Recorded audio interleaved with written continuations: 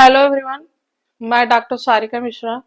आज मैं आपके लिए कुछ एनसीईआरटी बेस्ड एमसीक्यूज लेके आई हूँ। जो टॉपिक मेरा पहले कंप्लीट हुआ है, सिग्निफिकेंट फिगर और लॉ ऑफ केमिकल कॉम्बिनेशन, उस उन टॉपिक्स के विषय में मैं आपके लिए कुछ एनसीईआरटी बेस्ड एमसीक्यूज लेके आई हूँ जो आपको बोर्ड और नीट दोनों में हेल्प करेंगे। तो पहले हम देखेंगे सिग्निफिकेंट फिगर से संबंधित कुछ क्वेश्चंस।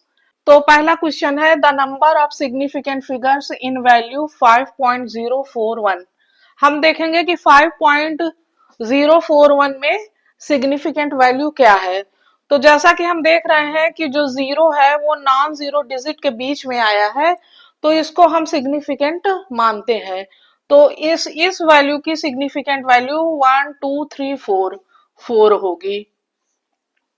नेक्स्ट क्वेश्चन है, express the result of 0.582 plus 324.65 the two the appropriate number of significant figure. यानी इन दोनों को हमें एडिशन करना है और देखना है कि इसकी सिग्निफिकेंट वैल्यू क्या होगी। तो जब हम इसका एडिशन करते हैं 234.65 0.582, इसका जब हम एडिशन करते हैं तो हमें 325.232 वैल्यू आती है। अब हमको इसको सिग्निफिकेंट फिगर के रूप में अरेंज करना है। तो जैसा कि हम देखते हैं कि जो लास्ट राइट साइड में जो लास्ट डिजिट है वो 5 से कम है, यानी 2 है। तो इसके जब हम इसको डिलीट करेंगे तो इसके नेक्स्ट डिजिट में कोई चेंज नहीं होगा। तो इसका रिजल्ट या इसकी जो वैल्यू है वो 325.23 आएगी। नेक्स्ट क्वेश्चन है, the correctly reported answer of the addition of 29.4406, 3.2 and 2.25 will have significant figure. इसमें हमें इन तीनों जो नंबर्स दिए गए हैं इनको ऐड करके देखना है कि इसका सिग्निफिकेंट वैल्यू एडिशन का क्या आएगा। पहली वैल्यू है 29.4406, सेकेंड वैल्यू है 3.2 और थर्ड वैल्यू है 2.25। इसका जब हम एडिशन करते हैं तो हमें वैल्यू मिलती है 34.8906। तो चूंकि इसको हम डिजिट के रूप में लेंगे तो हम देखते हैं इसका जो एडिशन आया वो 34.8906 आया। इसको जब हम सिग्निफिकेंट फिगर के रूप में रिप्रेजेंट करते हैं तो हम देखते हैं कि जो 9 है वो ग्रेटर देन 5 है। तो जब हम इसको डिलीट करेंगे इससे पहले की सारी वैल्यू को, तो जो नेक्स्ट डिजिट है उसमें +1 हो जाएगा। तो इसका आंसर आएगा 34.9। अब हम लॉ ऑफ कॉम्बिनेशन से संबंधित कुछ एमसीक्यूज देखेंगे, जिसमें सबसे पहले हम लॉ ऑफ कंजर्वेशन ऑफ मास से रिलेटेड क्वेश्चन मैं आपके पास सामने लेके आई हूँ। पहला क्वेश्चन है कि x litre of N2 at standard temperature and pressure contains 3 into 10 is the power 22 molecules. The number of molecules in x/2 liter of ozone at STP. तो जैसा कि हम जानते हैं अकॉर्डिंग टू एवोगाद्रो कि 22.4 लीटर में जो नंबर ऑफ मॉलिक्यूल्स होता है वो 6.022 इंटू 10⁻23 होता है। वॉल्यूम जैसे ही चेंज होगा नंबर ऑफ मॉलिक्यूल्स चेंज हो जाएंगे। ये एवोगाद्रो का रूल है। तो जैसा कि हम क्वेश्चन में देख रहे हैं कि जब x लीटर N2 में number of molecules 3 into 10⁻22 molecules हैं, और इसमें क्वेश्चन में कह रहा है कि x/2 लीटर ओजोन में नंबर ऑफ मॉलिक्यूल्स क्या होंगे। तो जब हम x/2 लीटर ओजोन का देखेंगे तो x/2 लीटर होने की वजह से ये value 10⁻22/2 is equal to 1.5 into 10⁻22 molecules answer इसमें शो होगा। नेक्स्ट क्वेश्चन है which of the following data illustrate the law of conservation of mass. इसमें कह रहा है कि चार डेटा दिए हुए हैं, इसमें से कौन सा data law of conservation of mass को शो कर रहा है। तो इस क्वेश्चन का आंसर हम देखेंगे।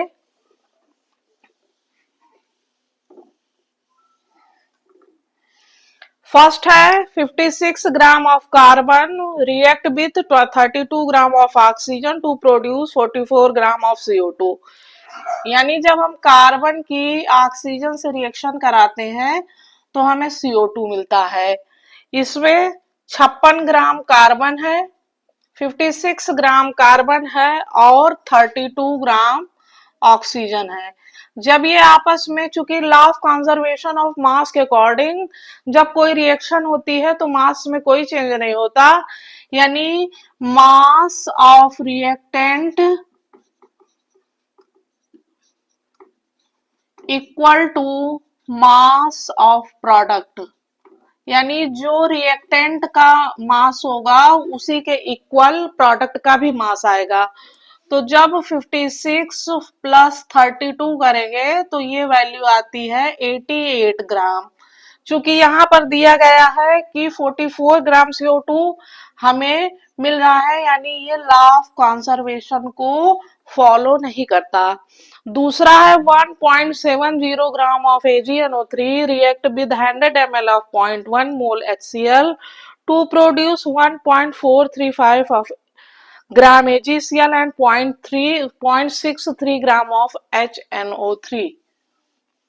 इसमें भी सेम रूल वर्क करेगा, mass of reactant is equal to mass of product. इस रिएक्शन में जैसा कि हम देख रहे हैं कि जब सिल्वर नाइट्रेट AgNO3 की रिएक्शन HCl से करते हैं तो हमें सिल्वर क्लोराइड AgCl और नाइट्रिक एसिड HNO3 प्राप्त होता है। सिल्वर नाइट्रेट 1.70 ग्राम है और HCl 100 ml of HCl 0.1 molar है और हमें 1.435 ग्राम AgCl मिल रहा है और 0.63 ग्राम नाइट्रिक एसिड मिल रहा है। सबसे पहले हम HCl का वैल्यू कैलकुलेट करेंगे कि हमें HCl कितनी मिल रही है। तो जैसा कि हम जानते हैं कि 1000 ml 1 mole is equal to, जैसा कि हम जानते हैं कि 1000 ml 1 मोलर सॉल्यूशन HCl के वेट के बराबर होता है। यानी इसमें जो नंबर ऑफ मॉलिक्यूल्स होते हैं उनके वेट, यानी हाइड्रोजन का 1 प्लस 35.5 क्लोरीन का यानी 36.5 ग्राम को शो करेगा। अब हमें 100 ml 0.1 मोलर सॉल्यूशन में देखना है, तो इसको हम 0.1 लीटर 0.1 मोलर सॉल्यूशन कह सकते हैं, यानी ये 0.01 मोल के इक्वल है, जो कि 0.365 ग्राम को शो करेगा। अब ये वैल्यू हम इसमें HCl की वैल्यू हम इसमें 0.365 ग्राम शो हो रही है, जैसा कि हमने इसको कैलकुलेट करके देखा। अब हम देखेंगे कि रिएक्टेंट का मास कितना है, यानी 1.70 प्लस 0.365 ये इक्वल है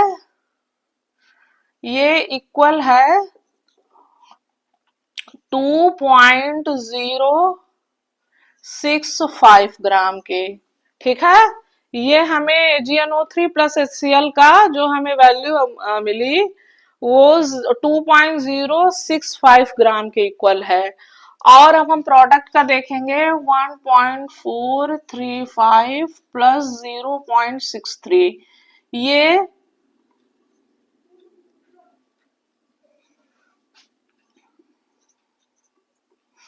इसको हम कैलकुलेट करेंगे तो ये 0,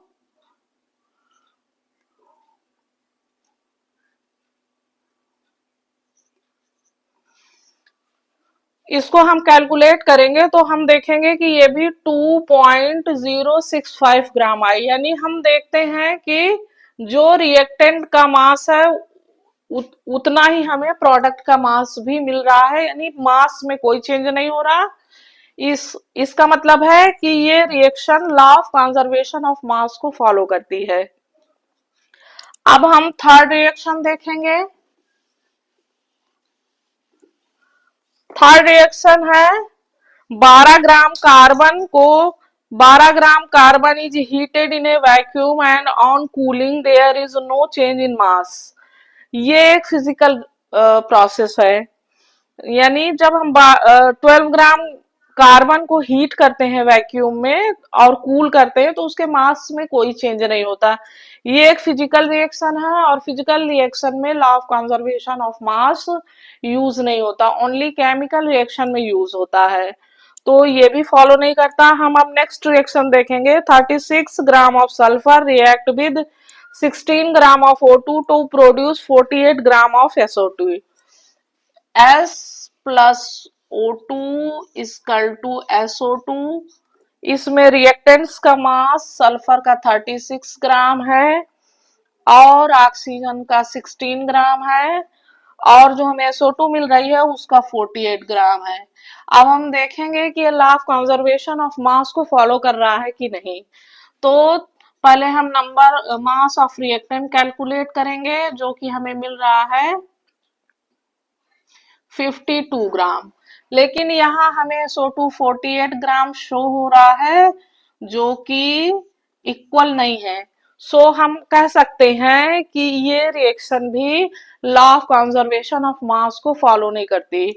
तो इन चारों ऑप्शन में जो हमारा सही ऑप्शन है वो सेकंड है। अब हम देखेंगे next question. Two elements x and y combine in gaseous state to form xy in the ratio 1:35.5 by mass. The mass of y that will be required to react with 2 gram of x is। तो चूंकि हम देख रहे हैं कि x और y जब combine होकर के एक्स वाई का फॉर्मेशन करते हैं तो इसमें x और y का रेशियो 1:35.5 है। x की वैल्यू हमें दी हुई है 2 ग्राम और हमें y का मास कैलकुलेट करना है। तो इसके लिए हम फार्मूला यूज करेंगे mass of y upon mass of x equal to mass of y upon mass of x is equal to 35.5 upon 1। mass of y हमें कैलकुलेट करना है, x का मास हमें 2 ग्राम मालूम है तो हम इसको निकालेंगे। मास of y is equal to 35.5 into 2 is equal to 71 ग्राम। तो हमें रिजल्ट आया कि 71 ग्राम हमें y रिक्वायर है। 2 ग्राम x की रिएक्शन होगी 71 ग्राम y से। बाई मास जो वैल्यू y की आएगी वो 71 ग्राम आएगी। नेक्स्ट क्वेश्चन है 4.4 gram of an oxide of nitrogen reacts with gives 2.24 litre nitrogen. यानी कि जब 4.4 ग्राम नाइट्रोजन का एक ऑक्साइड है जिससे हमें 2.24 लीटर नाइट्रोजन मिलती है और एनदर कंपाउंड है नाइट्रोजन का ऑक्साइड है 60 ग्राम एनदर ऑक्साइड ऑफ नाइट्रोजन से हमें 22.4 लीटर नाइट्रोजन मिलती है। तो calculate the mass of nitrogen and oxygen in first and second oxide. तो सबसे पहले हम फर्स्ट ऑक्साइड नाइट्रोजन ऑक्साइड में देखेंगे। जैसा कि हम जानते हैं कि 1 मोल मॉलिक्यूल में जो वॉल्यूम ऑक्यूपाई होता है वो 22.4 लीटर 22.4 लीटर होता है। तो हम जो number of moles of nitrogen oxide in first oxide में देखेंगे, ये आएगा 2.24 upon 22.4 litre equal to 0.1 mole. Zero मतलब कि फर्स्ट ऑक्साइड में जो number of moles of nitrogen है 0.1 मोल है, तो mass of nitrogen in first oxide equal होगा number of moles of nitrogen equal to atomic weight of oxygen 28 equal to 2.8 gram mass आ जाएगा। और मास of oxygen in first oxide equal to 4.4 minus 28 2.8 इक्वल टू 1.6 gram हमें oxygen का मास आ जाएगा, क्योंकि जो नाइट्रोजन ऑक्साइड का जो वेट है वो मास है वो 4.4 ग्राम है, और जो मास हमने नाइट्रोजन का कैलकुलेट किया वो 2.8 ग्राम हमें मिला, और जो हमें ऑक्सीजन का मास कैलकुलेट करना है वो ऑक्साइड के मास से हमें नाइट्रोजन के मास को माइनस करने से हमें ऑक्सीजन का मास हमने कैलकुलेट किया। अब इसके बाद हमें सेकंड जो हमारा नाइट्रोजन का ऑक्साइड है उसके लिए हमें सबसे पहले number of moles of nitrogen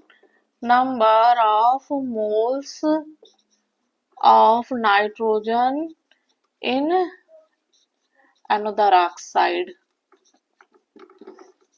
क्योंकि जो सेकेंड एनोदर ऑक्साइड है इसमें number of moles of nitrogen 22.4 litre है, तो ये इक्वल होगा 22.4 litre upon 22.4 litre equal to 1 mole. तो 1 मोल नंबर ऑफ मोल्स हमें 1 मोल आया नाइट्रोजन का, number of moles of nitrogen 1 mole आया अनदर ऑक्साइड ऑफ नाइट्रोजन, तो इसमें मास ऑफ नाइट्रोजन इन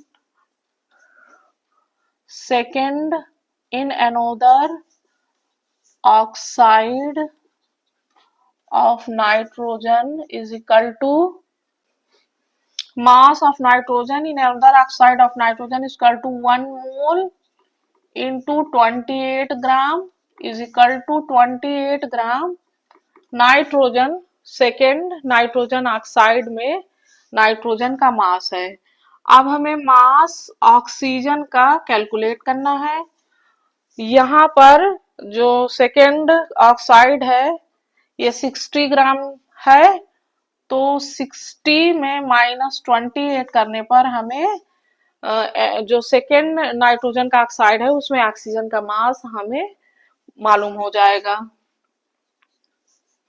ये है 32 ग्राम। अब आगे हम थोड़ा सा और इसमें देखेंगे कि अगर नाइट्रोजन का मास फिक्स है 28 ग्राम तो ऑक्सीजन का मास किस रेशियो में होगा। अब हम आगे देखेंगे कि नाइट्रोजन के एक फिक्स मास 28 ग्राम में ऑक्सीजन किस रेशियो से रिएक्ट करता है दोनों ऑक्साइड नाइट्रोजन ऑक्साइड में। तो पहले हम फर्स्ट ऑक्साइड में मास ऑफ ऑक्सीजन देखेंगे। हमें फर्स्ट ऑक्साइड में 1.6 ग्राम ऑक्सीजन मिली थी, नाइट्रोजन का मॉलिक्यूलर वेट 28 है, इसकी वैल्यू हमें 2.8 ग्राम नाइट्रोजन हमें मिली थी। तो इससे हमें फर्स्ट कंपाउंड में हमें मिला कि जो ऑक्सीजन का मास है वो 16 ग्राम है। फर्स्ट नाइट्रोजन ऑक्साइड में मास ऑफ ऑक्सीजन कैलकुलेट किया 16 ग्राम हमें मिला, और हमने सेकेंड जो हमें नाइट्रोजन ऑक्साइड है उसमें हमने देखा कि ऑक्सीजन हमें 32 ग्राम मिल रही है। यानी अगर नाइट्रोजन का मास 28 ग्राम फिक्स है तो 2 नाइट्रोजन ऑक्साइड में जो ऑक्सीजन का मास है वो 16 इंटू 32 रेशियो यानी 1:1:2 के रेशियो में हमें मिलता है। इस तरह से हम देखते हैं कि इस रिएक्शन में जो हमें दो रिएक्शंस है, नाइट्रोजन 2 रिएक्शन में ऑक्सीजन से अलग अलग रिएक्ट करके 2 नाइट्रोजन ऑक्साइड को प्रोड्यूस करती है। इसमें नाइट्रोजन के फिक्स मास में ऑक्सीजन 1:2 के रेशियो में प्रेजेंट है, यानी ये reactions law of multiple proportion को फॉलो करती हैं।